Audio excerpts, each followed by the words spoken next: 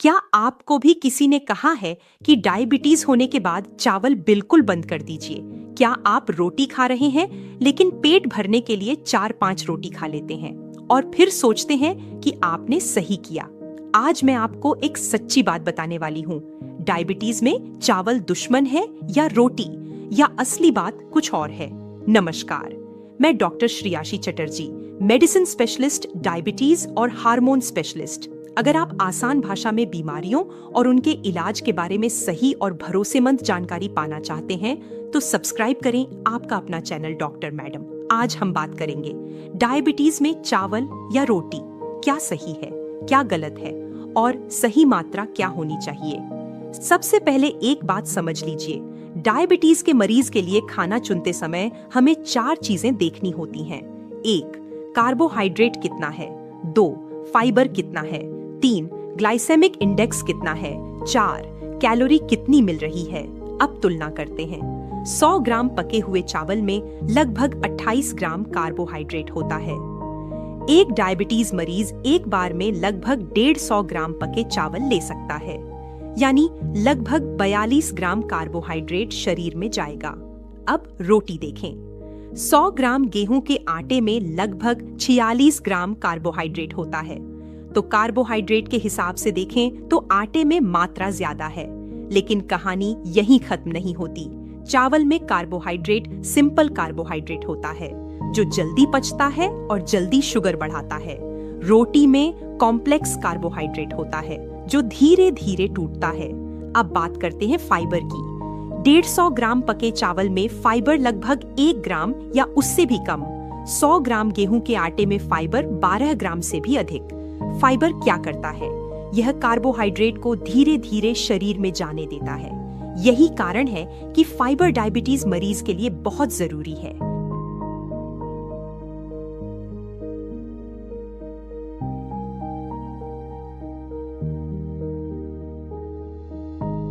अब glycaemic index समझिए। सफेद चावल का ग्लाइसेमिक इंडेक्स लगभग 72 से 73, ब्राउन या अनपॉलिश्ड चावल का लगभग 68, होल व्हीट रोटी का लगभग 62। अगर रोटी में मिलेट फ्लावर, ओट्स या बेसन मिलाए तो यह लगभग 52 तक आ सकता है। मतलब तुलना में रोटी थोड़ा धीरे शुगर बढ़ाती है। लेकिन अब कैलोरी। 150 ग्राम पके चावल में लगभग 190 कैलोरी, 100 ग्राम आटे में लगभग 364 कैलोरी। तो ज्यादा रोटी खा ली तो कैलोरी ज्यादा चली गई, वजन बढ़ेगा, शुगर कंट्रोल बिगड़ेगा। यही सबसे बड़ी गलती होती है।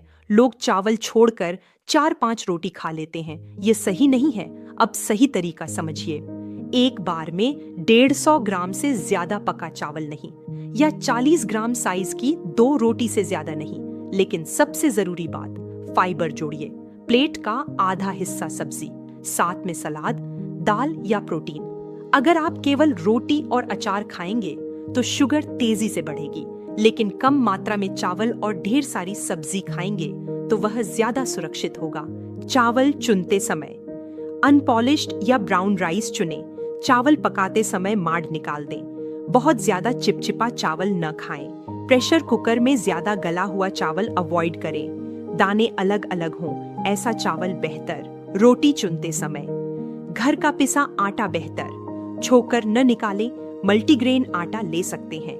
मिलेट फ्लावर, ओट्स या बेसन मिलाकर रोटी बना सकते हैं। याद रखिए, डायबिटीज में दुश्मन चावल या रोटी नहीं है, गलत मात्रा और गलत प्लेट है।